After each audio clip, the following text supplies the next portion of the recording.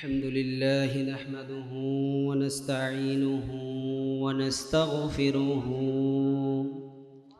ونعوذ بالله من شرور أنفسنا ومن سيئات أعمالنا من يهده الله فلا مضل له ونشهد أن لا إله إلا الله وحده لا شريك له ونشهد أن محمدًا عبده ورسوله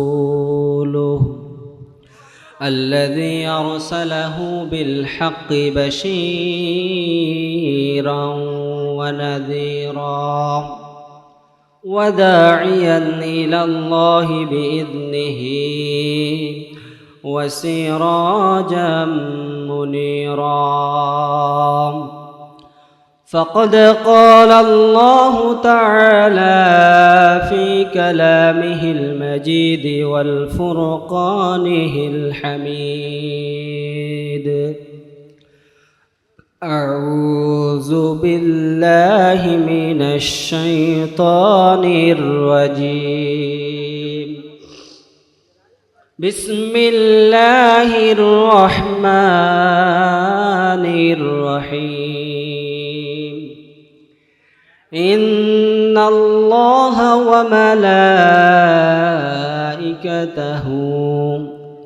يصلون على النبي يا أيها الذين آمنوا صلوا عليه وسلموا تسليما اللهم صل على سيدنا مولانا محمد وعلى آل سيدنا مولانا মুহাম্মদ এবং সালাম পেশ করছি সাইয়্যিদুল মুরসালিন রাহমাতাল লিল আলামিন, যার আদর্শ বাস্তবায়ন করা আমাদের একমাত্র লক্ষ্য এবং উদ্দেশ্য। তার রওজা মুবারকে লাখো কোটি দরুদ এবং সালাম পেশ করছি, সকলে বলছি সাল্লাল্লাহু আলাইহি ওয়াসাল্লাম। সেই সাথে আরও স্মরণ করছি যারা আল্লাহর দ্বীনকে বাস্তবায়ন করার জন্য নিজেদের জীবনকে আল্লাহর জমিনে ঢেলে দিয়েছেন, আল্লাহ সুবহানাহু ওয়া তাআলা যেন তাদেরকে শহীদের সুউচ্চ মর্যাদা দান করেন, সকলে বলছি আমিন। সম্মানিত উপস্থিতি হাজরিন, আমি আজকে সংক্ষিপ্ত আকারে আলোচনা করব রাসূল করিম সাল্লাল্লাহু আলাইহি ওয়াসাল্লামের সংগ্রামী জীবনী সম্পর্কে। আমার হাতে মাত্র সময় আছে 20 থেকে 25 মিনিট মতো। সংক্ষিপ্ত সময়ের মধ্যে রাসূল করিম সাল্লাল্লাহু আলাইহি ওয়াসাল্লামের সংক্ষিপ্ত জীবনীর সংগ্রামী জীবন সম্পর্কে আমরা জানব।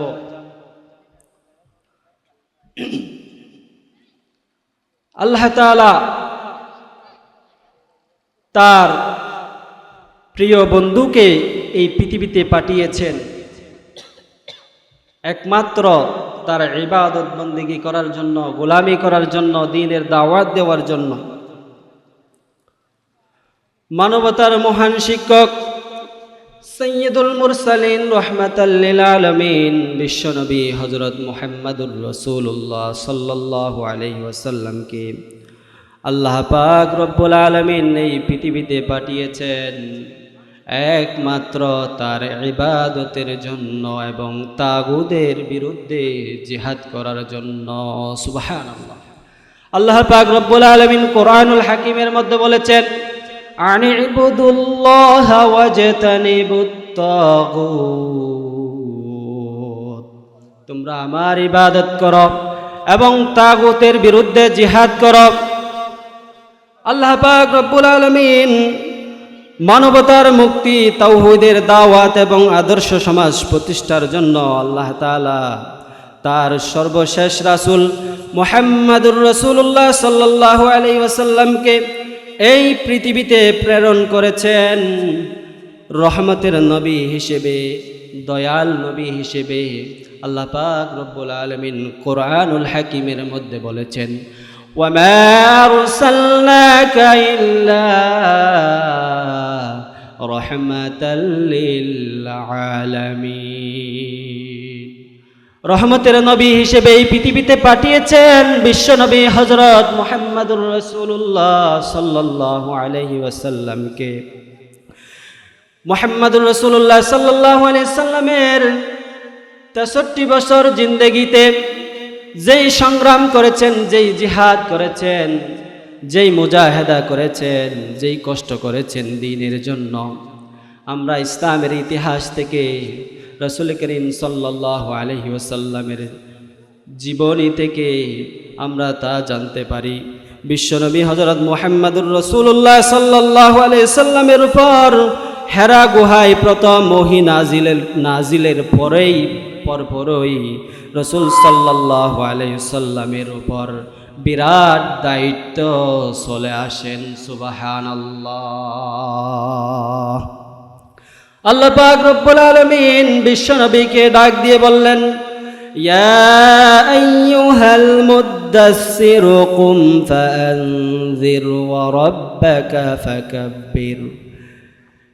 হে চাঁদরাবৃত ব্যক্তি, আপনি উঠুন, সতর্ক হন এবং আপনি আপনার রবের শ্রেষ্ঠত্ব বর্ণনা করুন, আপনি আপনার রবের কৃতজ্ঞতা করুন, আপনি আপনার রবের শ্রেষ্ঠত্ব বড়ত্ব বর্ণনা করুন। সুবহানাল্লাহ। এভাবেই রাসূল করিম সাল্লাল্লাহু আলাইহি সাল্লামকে আসমানি নির্দেশ দেওয়া হয়েছে, হে নবী আপনি উঠুন, আপনার ঘুমিয়ে থাকার সুযোগ নেই, আপনাকে দ্বীনের কাজ করতে হবে, জিহাদ করতে হবে, ইসলাম প্রতিষ্ঠা করতে হলে আপনাকে অনেক পরিশ্রম করতে হবে। সম্মানিত প্রিয় হাজরিন, আল্লাহ রাসূল সাল্লাল্লাহু আলাইহি ওয়াসাল্লাম এই দ্বীনের দাওয়াত দিতে গিয়ে শারীরিকভাবে নির্যাতিত হয়েছেন, নিপীড়িত হয়েছেন, মানসিকভাবে অশান্তি এবং পেরেশানি ভুগছেন, অশান্তিতে ভুগেছেন বিশ্বনবী মুহাম্মদুর রাসূলুল্লাহ সাল্লাল্লাহু আলাইহি ওয়াসাল্লাম। আল্লাহ রাসূল সাল্লাল্লাহু আলাইহি ওয়াসাল্লামের উপর এত বেশি পরিমাণে জুলুম নির্যাতন করার পরেও তিনি এক মুহূর্তের জন্য, এক সেকেন্ডের জন্য দ্বীনের কাছ থেকে দূরে সরে যান নাই, দূরে থাকেন নাই। তারপরেও দ্বীনের দাওয়াত করেছেন, দ্বীনের দাওয়াত দিয়েছেন। আল্লাহ রাসূল সাল্লাল্লাহু আলাইহি ওয়াসাল্লাম যে বাল্লিগু আন্নি ওয়ালাউ আয়া, তোমরা আমার একটা আয়াত জানলেও সেটা মানুষদের নিকট পৌঁছিয়ে দাও। মানুষদেরকে দাওয়াত দিয়েছেন, তাবলীগ করেছেন, দ্বীনের দাওয়াত দিয়েছেন বিশ্বনবী হযরত মুহাম্মদ সাল্লাল্লাহু আলাইহি ওয়াসাল্লাম। আল্লাহ পাক রব্বুল আলামিন বলেছেন, ফাসদা বিমা তু'মারু ওয়া'রিদ আনিল মুশরিকিন। আপনাকে যেই গুরু দায়িত্ব দেওয়া হয়েছে, আল্লাহর যে নির্দেশ এসেছে, আপনি সেটা প্রকাশ্যে এবং অপ্রকাশ্যে প্রচার করুন এবং মুশরিকদের অন্তর্ভুক্ত হইয়েন না। সুবহানাল্লাহ। কখনো মুশরিকদের অন্তর্ভুক্ত হইয়েন না, মুশরিকদের দলভুক্ত না হওয়ার জন্য আল্লাহ পাক রব্বুল আলামিন নির্দেশ দিয়েছেন। সম্মানিত প্রিয় হাজরিন, আমরা যদি ইসলামের ইতিহাস থেকে জানতে চাই রাসূল করিম সাল্লাল্লাহু আলাইহি ওয়াসাল্লাম শারীরিকভাবে কি কি নির্যাতিত হয়েছেন, কেমন নির্যাতিত হয়েছিলেন, তার বর্ণনা যদি আমরা জানতে চাই তাহলে তাফসীর থেকে, রাসূল করিম সাল্লাল্লাহু আলাইহি ওয়াসাল্লাম হাদিস থেকে আমাদেরকে জানতে হবে। আল্লাহ রাসূল সাল্লাল্লাহু আলাইহি ওয়াসাল্লাম বিভিন্নভাবে নির্যাতিত হয়েছিলেন। তারিক ইবনে আব্দুল্লাহ মুহারিবির বর্ণনায় জানা যায় এক ব্যক্তি রাসূল করিম সাল্লাল্লাহু আলাইহি ওয়াসাল্লামকে শুধুমাত্র মিথ্যা প্রতিপন্ন করার চেষ্টা চালিয়েছিল। শুধুমাত্র মিথ্যা প্রতিপন্ন করেন নাই, আল্লাহর রাসূল সাল্লাল্লাহু আলাইহি সাল্লামকে এমনভাবে প্রস্তর নিক্ষেপ করত যার ফলে রাসূল করিম সাল্লাল্লাহু আলাইহি ওয়াসাল্লামের গোড়ালি পর্যন্ত রক্তাক্ত হয়ে যেত। উহুদের ময়দানে রক্তাক্ত হয়ে যেতেন বিশ্বনবী হযরত মুহাম্মদ সাল্লাল্লাহু আলাইহি ওয়াসাল্লাম। উহুদের ময়দানে রক্তাক্ত হয়ে যেতেন। দন্দন মুবারক শহীদ হয়েছিলেন বিশ্বনবী হযরত মুহাম্মদুর রাসূলুল্লাহ সাল্লাল্লাহু আলাইহি ওয়াসাল্লামের। সম্মানিত প্রিয় হাজরিন, আল্লাহ রাসূল সাল্লাল্লাহু আলাইহি সাল্লামকে নামাজরত অবস্থায় সিজদায় যখন যেত, যখন সিজদায় গিয়ে সুবহানা রাব্বিয়াল আ'লা যখন আল্লাহর শ্রেষ্ঠত্ব ঘোষণা করত, তখন কাফেররা আল্লাহ রাসূল সাল্লাল্লাহু আলাইহি সাল্লামের নামাজরত অবস্থায় গিয়ে সেখানে গিয়ে উটের নাড়ি বুড়ি আল্লাহ রাসূল সাল্লাল্লাহু আলাইহি সাল্লামের পিঠের উপর রেখে আসতো। নাউযুবিল্লাহ, নাউযুবিল্লাহ। এত বেশি নির্যাতিত করেছেন, নামাজরত অবস্থায় পর্যন্ত আল্লাহ রাসূল সাল্লাল্লাহু আলাইহি সাল্লামকে শান্তি দেন নাই। সম্মানিত প্রিয় হাজরিন, আজকে আমাদের এত সুযোগ থাকার কারণেও, এত সুযোগ থাকার পরেও আমরা নামাজ পড়ি না। রাসূল সাল্লাল্লাহু আলাইহি সাল্লাম এত নির্যাতিত হওয়ার পরেও তিনি নামাজ ছাড়েন নাই, তিনি নামাজি ছিলেন। তার যখন মৃত্যু সহ্য অবস্থায় ছিলেন, যখন মৃত্যুর বিছানায় অবস্থায় ছিলেন বিশ্বনবী সাল্লাল্লাহু আলাইহি ওয়াসাল্লাম, তখন কোনো ধন সম্পদের কথা বলেন নাই, কোনো সন্তানের কথা বলেন নাই, কোনো কিছুর কথা বলেন নাই, শুধুমাত্র একটা জিনিসের কথা বলেছেন, আসসালাত আসসালাত আসসালাত, নামাজ নামাজ, আমার উম্মতেরা নামাজ, তোমরা নামাজ প্রতিষ্ঠা করো। এভাবে রাসূল করিম সাল্লাল্লাহু আলাইহি ওয়াসাল্লামকে কাফেররা, মুশরিকরা নামাজরত অবস্থায় পর্যন্ত নির্যাতিত করতেন, নির্যাতন করতেন। সম্মানিত প্রিয় হাজরিন, আরেকটা বর্ণনা পাওয়া যায়, ইসহাক উল্লেখ করেছেন, আবু তালেবের ইন্তেকালের পর কুরাইশরা নবী করিম সাল্লাল্লাহু আলাইহি সাল্লামের উপর এত বেশি নির্যাতন চালিয়েছিল যা নবীজির সাল্লাল্লাহু আলাইহি সাল্লামের জীবদ্দশায় জীবনে আর কোনোদিন এমনভাবে নির্যাতন চালান নাই। আল্লাহ রাসূল সাল্লাল্লাহু আলাইহি সাল্লামের চাচা আবু তালেব, যিনি মুহাম্মদ রাসূলুল্লাহ সাল্লাল্লাহু আলাইহি সাল্লামের জন্মের পর সবচেয়ে বেশি খুশি হয়েছিলেন, সবচেয়ে বেশি আনন্দিত হয়েছিলেন, তার মৃত্যুর পর কাফেররা রাসূল সাল্লাল্লাহু আলাইহি সাল্লামকে সবচেয়ে বেশি নির্যাতিত করেছেন, জুলুম করেছেন তার উপর। সম্মানিত প্রিয় হাজরিন, আল্লাহ রাসূল সাল্লাল্লাহু আলাইহি সাল্লামকে একদিন কুরাইশের এক লোক এসে আল্লাহ রাসূল সাল্লাল্লাহু আলাইহি সাল্লামের মাথার উপর মাটি নিক্ষেপ করল। তার মাথার উপর মাটিগুলো এক মেয়ে এসে, শিশু সন্তান এসে মাটিগুলো পরিষ্কার করতে লাগলেন, পরিষ্কার করে করে কাঁদতে লাগলেন। রাসূল সাল্লাল্লাহু আলাইহি ওয়াসাল্লাম ওই মেয়েকে সান্ত্বনা দিলেন, ও শিশু, ছোট শিশু, তুমি কান্না করিও না, তোমার আব্বু আমাকে না বুঝেই আমার উপর মাটি নিক্ষেপ করেছে, আমার উপর নির্যাতন করেছে। আল্লাহ রাসূল সাল্লাল্লাহু আলাইহি ওয়াসাল্লাম ওই শিশুকে এভাবে সান্ত্বনা দিয়েছিলেন। সুবহানাল্লাহ, এটাই হচ্ছে রহমতের নবীর বৈশিষ্ট্য। রাসূল সাল্লাল্লাহু আলাইহি ওয়াসাল্লামকে নির্যাতন করার পরেও, এত বেশি কষ্ট দেওয়ার পরেও তিনি কখনো তার উম্মতের জন্য, তার সঙ্গী সাথীদের জন্য বদদুয়া করেন নাই।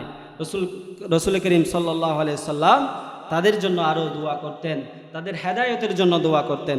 সম্মানিত প্রিয় হাজরিন, শুধু শারীরিকভাবে নির্যাতন করেছে তাই না, আল্লাহ রাসূল সাল্লাল্লাহু আলাইহি ওয়াসাল্লামকে মানসিকভাবেও বিভিন্নভাবে জুলুম নির্যাতন করেছিল কাফের মুশরিকরা।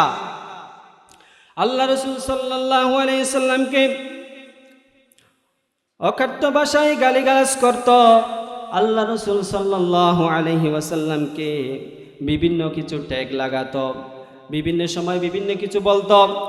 মুহাম্মদ হচ্ছে পাগল, নাউযুবিল্লাহ, মুহাম্মদ হচ্ছে কবি, মুহাম্মদ হচ্ছে জাদুকর, এভাবে বিভিন্ন রকম ট্যাগ লাগাতো রাসূল করিম সাল্লাল্লাহু আলাইহি ওয়াসাল্লামকে।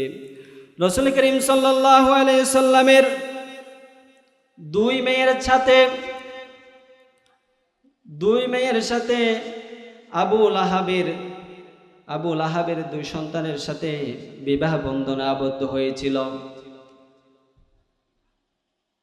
বিবাহ বন্ধনে আবদ্ধ হয়েছিল আবু লাহাবের দুই সন্তানের সাথে এবং রাসূল সাল্লাল্লাহু আলাইহি সাল্লামের দুই কন্যা সন্তানের সাথে। ইসলামের বিরোধিতা থাকার কারণে আবু লাহাব তার দুই সন্তানের স্ত্রীদেরকে বিবাহ বিচ্ছেদ করেছিল। বিবাহ বিচ্ছেদ করে আল্লাহ রাসূল সাল্লাল্লাহু আলাইহি সাল্লামকে মানসিকভাবে কষ্ট দিয়েছিল আবু লাহাব। শুধু তাই নয়, শুধুমাত্র আবু লাহাব রাসূল সাল্লাল্লাহু আলাইহি সাল্লামকে জুলুম নির্যাতন করেছে তাই না, আবু লাহাবের স্ত্রীও আল্লাহ রাসূল সাল্লাল্লাহু আলাইহি সাল্লামকে সবচেয়ে বেশি শারীরিকভাবে মানসিকভাবে নির্যাতন করেছেন। আল্লাহ রাসূল সাল্লাল্লাহু আলাইহি সাল্লামকে বিভিন্ন সময় বিভিন্ন কথাবার্তার মাধ্যমে কষ্ট দিতেন। আবু লাহাবের স্ত্রী, যার নাম উম্মে জামিল, রাসূল সাল্লাল্লাহু আলাইহি সাল্লামের প্রতি অত্যাচার ও জুলুম নির্যাতনে সে সবচেয়ে বেশি অংশীদারিণী ছিলেন। মহানবী সাল্লাল্লাহু আলাইহি সাল্লামের চলার পথে এবং দরজায় কটূক্তি করা, মিথ্যা অপবাদ দেয়া, বিভিন্ন রকমের কাজকর্মে আল্লাহ রাসূল সাল্লাল্লাহু আলাইহি সাল্লামকে নির্যাতন করতেন। আল্লাহ রাসূল সাল্লাল্লাহু আলাইহি ওয়াসাল্লামকে কষ্ট দিতেন। শুধু তাই নয়, আবু লাহাবের নামে একটা কোরআনুল কারীমে সূরা নাজিল হয়েছে, ছোট্ট একটা সূরা, আপনারা অনেকে জানেন, আমাদের জানা আছে, সূরাতুল লাহাব। সূরা লাহাবের মধ্যে আল্লাহ তাআলা আবু লাহাবকে বদদুয়া দিয়েছেন। আবু লাহাবকে ধ্বংস হওয়ার জন্য আল্লাহ তাআলা ঘোষণা দিয়েছেন, তাব্বাত ইয়াদা আবি লাহাবিন ওয়া তাব। আবু লাহাব ধ্বংস হোক, তার দুই হাত ধ্বংস হোক। শুধু তাই নয়, তার অর্জিত সম্পদ ধ্বংস হোক। এভাবে আল্লাহ তাআলা সূরা লাহাবের মধ্যে বর্ণনা করেছেন। এই কথা শোনার পরে আবু লাহাবের স্ত্রী একদিন রাসূল করিম সাল্লাল্লাহু আলাইহি সাল্লামকে খুঁজতে লাগলো। নবী করিম সাল্লাল্লাহু আলাইহি সাল্লামকে খোঁজার জন্য মসজিদুল হারামে গিয়ে উপস্থিত হলো। সেই সময় রাসূল সাল্লাল্লাহু আলাইহি সাল্লাম মসজিদে হারামের মধ্যে অবস্থান করছিলেন। তার সাথে ছিলেন আবু বকর রাদিয়াল্লাহু তাআলা আনহু।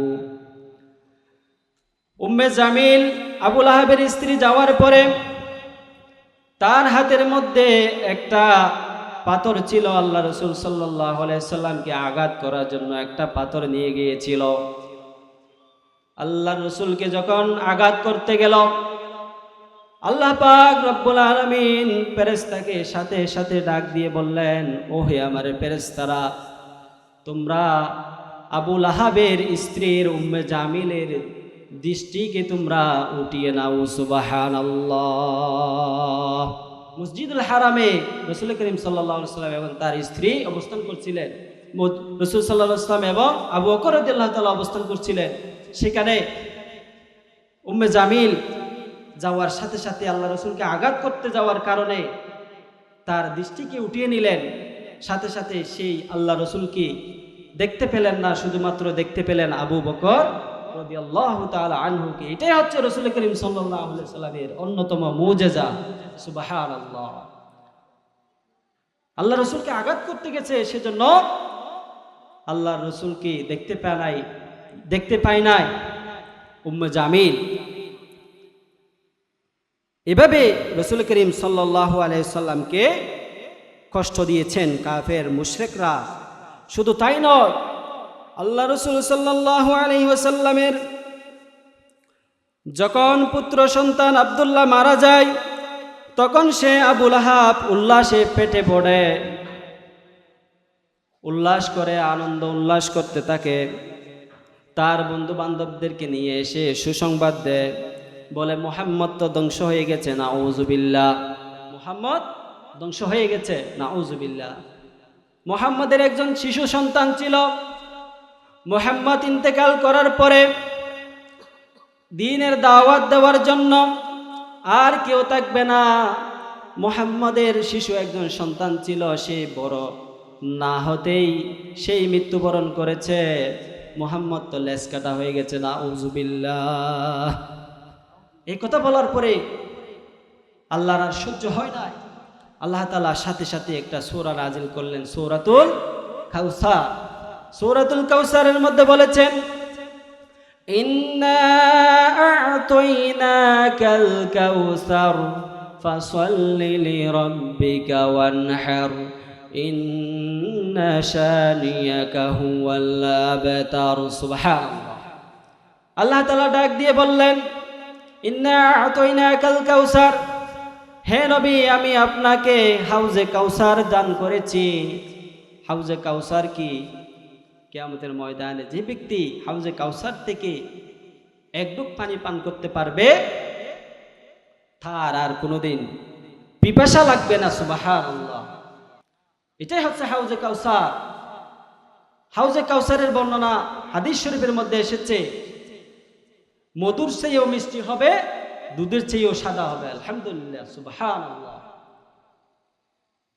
আল্লাহ তাআলা, আল্লাহ রাসূল সাল্লাল্লাহু আলাইহি সাল্লাম যখন পেরেশানিতে ভুগছিলেন, যখন শিশু সন্তানকে হারিয়েছিলেন, তখন আল্লাহ তাআলা ডাক দিলেন, ইন্না আ'তাইনাকাল কাউসার, হে নবী আমি আপনাকে হাউজে কাউসার দান করেছি। ফাসাল্লি লিরাব্বিকা ওয়ানহার, অতঃপর আপনি আপনার রবের জন্য নামাজ পড়ুন এবং কুরবানি করুন। ইন্না শানিয়াকা হুয়াল আবতার, বরঞ্চ আপনাকে যারা লেজ কাটা বলে, যারা আপনাকে নির্বংশ বলে, বরং তারাই হচ্ছে নির্বংশ। আবু লাহাব আপনার শিশু সন্তান মৃত্যুবরণ করার কারণে আপনাকে এটা ওইটা বলতে চায়, বিভিন্ন রকম ট্যাগ লাগাচ্ছে। আপনি হতাশ হইয়েন না, আপনি চিন্তা করিয়েন না। আপনাকে যারা লেজ কাটা বলে তারাই হচ্ছে লেজ কাটা। সুতরাং এরকম আল্লাহ রাসূল সাল্লাল্লাহু আলাইহি সাল্লামের যুগেও বিভিন্ন রকম ট্যাগ লাগানো হয়েছিল দ্বীনের দাওয়াত দেওয়ার কারণে, ইসলামের কাজ করার কারণে। সম্মানিত প্রিয় হাজরিন, আমরা এই প্রেক্ষাপট থেকে বাংলাদেশের গত 17 বছরের ইতিহাস আমরা মিলিয়ে নিতে পারি। গত 17 বছরে যে আওয়ামী ফ্যাসিস্ট বাহিনীরা বাংলাদেশ জামাত ইসলামীকে এত বেশি নির্যাতন করেছিল, এত বেশি জুলুম করেছিল, বাংলার জমিনে আর কোনো দলকে এভাবে নির্যাতন নিপীড়ন করেন নাই, ঠিক কিনা? শুধুমাত্র একমাত্র ইসলামের দাওয়াত দেওয়ার কারণে, ইসলামের কথা বলার কারণে তারা বাংলাদেশ জামাত ইসলামীকে এত বেশি নির্যাতিত করেছেন, এত বেশি নির্যাতন করেছেন। সম্মানিত প্রিয় হাজরিন, শুধু তাই নয়, বাংলাদেশের শীর্ষস্থানীয় যারা বুদ্ধিজীবী ছিল, আমাদের শ্রদ্ধেয় মীর কাসেম আলী, মতিউর রহমান নিজামী সহ যারা বাংলাদেশ জামাত ইসলামীর শীর্ষস্থানের নেতৃবৃন্দ ছিল, তাদেরকে ফাঁসির কাস্টে ঝুলিয়েছে, ঠিক কিনা?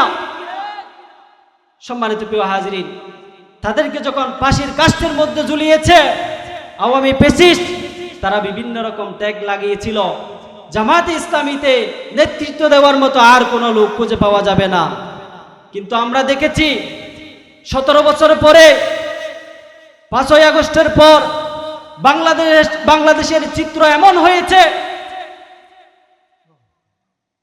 বাংলাদেশের চিত্র এমন হয়েছে, সুন্দরবন থেকে বান্দরবান পর্যন্ত, টেকনাফ থেকে তেতুলিয়া পর্যন্ত পুরো বাংলাদেশে বাংলাদেশ জামাত ইসলামীর যেভাবে জয় জয়কার আমরা দেখতে পাচ্ছি, আলহামদুলিল্লাহ আগামীর বাংলাদেশ হবে ইসলামের বাংলাদেশ, ঠিক কিনা?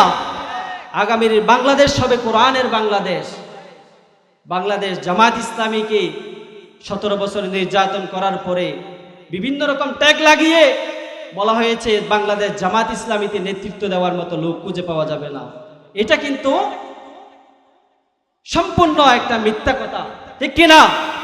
বাংলাদেশ জামাত ইসলামীতে বর্তমানে যে সব নেতৃবৃন্দ আছেন, আলহামদুলিল্লাহ, বাংলাদেশে তারা দায়িত্ব নিলে বাংলাদেশকে 1 বছরের মধ্যে পরিবর্তন করে দিতে পারবেন। পারবেন কি পারবেন না? পারবেন। তারা বাংলাদেশকে একটা সোনার বাংলাদেশ হিসেবে গঠন করতে পারবেন। আপনারা দেখেছেন ডাকসু নির্বাচনের পর ঢাকা বিশ্ববিদ্যালয়ের চিত্র কেমন হয়েছে। ঢাকা বিশ্ববিদ্যালয়ের একজন নর্তকী, একজন অশ্লীল বাহিয়াপনা নারী ফেসবুকের মধ্যে লিখতেছে, আমরা তো এখন ঢাকা বিশ্ববিদ্যালয়ের প্রাঙ্গণে গানের আড্ডা শুনতে পাই না, গানের আড্ডা শুনতে পাই না, আগের মতো তো আমরা পরিবেশ পাই না। সম্মানিত প্রিয় হাজরিন, বাংলাদেশকে একটি সোনার বাংলাদেশ হিসেবে উপহার দিতে হলে সোনার মানুষদেরকে এই দেশের দায়িত্ব দিতে হবে। বাংলাদেশের যেসব আমাদের সৎ নেতৃত্ব আছে তাদেরকে দায়িত্ব দিতে হবে। তাদেরকে যদি দায়িত্ব দেওয়া হয়, দেখবেন বাংলাদেশে দুর্নীতি, মারামারি, হানাহানি, রাহাজানি, জেল, জুলুম, নির্যাতন কমে যাবে। এই কথা বাংলাদেশ জামাত ইসলামীর আমির ডাক্তার শফিকুর রহমান ঘোষণা দিয়েছেন। আপনারা শুনেছেন, এমন একটি বাংলাদেশ গঠন করবে বাংলাদেশ জামাত ইসলামী দায়িত্ব পেলে। দেখবেন তারা দায়িত্ব পেলে সোনার দেশ হিসেবে বাংলাদেশকে উপহার দিতে পারবে। সম্মানিত প্রিয় হাজরিন, আসুন, আমি বলতে চেয়েছিলাম আল্লাহ রসুল সাল্লাল্লাহু আলাইহি সাল্লামকে ট্যাগ লাগানো হতো। মুহাম্মদ তো ধ্বংস হয়ে গেছে, তার তো নেতৃত্ব দেওয়ার মতো আর কেউ থাকবে না, কিন্তু সেই মুহাম্মদ রাসূলুল্লাহ সাল্লাল্লাহু আলাইহি সাল্লামের নাম আমরা যেখানেই শুনি সেখানেই তার নাম নেই। সুবহানাল্লাহ, সুবহানাল্লাহ।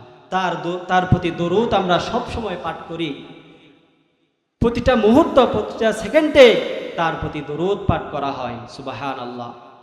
অতঃপর যারা ইসলামের বিরোধিতা করেছে তাদের অবস্থা দেখেন। আবু লাহাব, আবু জেহেলের কি পরিণতি, ফেরাউনের কি পরিণতি। সম্মানিত প্রিয় হাজরিন, আসুন ইসলামকে আমরা পরিপূর্ণভাবে ধারণ করি, ইসলামকে পরিপূর্ণভাবে মানার জন্য চেষ্টা করি। আল ইয়াউমা আকমালতু লাকুম দীনাকুম ওয়া আতমামতু আলাইকুম ওয়া নি'মাতি ওয়া রাদিতু লাকুমুল ইসলামা দীনা। ইসলাম হচ্ছে পরিপূর্ণ জীবন ব্যবস্থা। Islam is the complete code of life. ইসলাম হচ্ছে পরিপূর্ণ জীবন ব্যবস্থা। ইসলামকে আমরা পরিপূর্ণভাবে মানি। আমরা ব্যক্তিগত জীবনে, আমাদের পারিবারিক জীবনে, আমাদের সামাজিক জীবনে, আমাদের রাষ্ট্রীয় জীবনে, প্রত্যেকটা সেক্টরে, প্রত্যেকটা স্তরে আমরা ইসলামকে মানার জন্য চেষ্টা করি। আল্লাহ পাক রব্বুল আলামিন আমাদের প্রত্যেককে তৌফিক দান করুক, আমিন।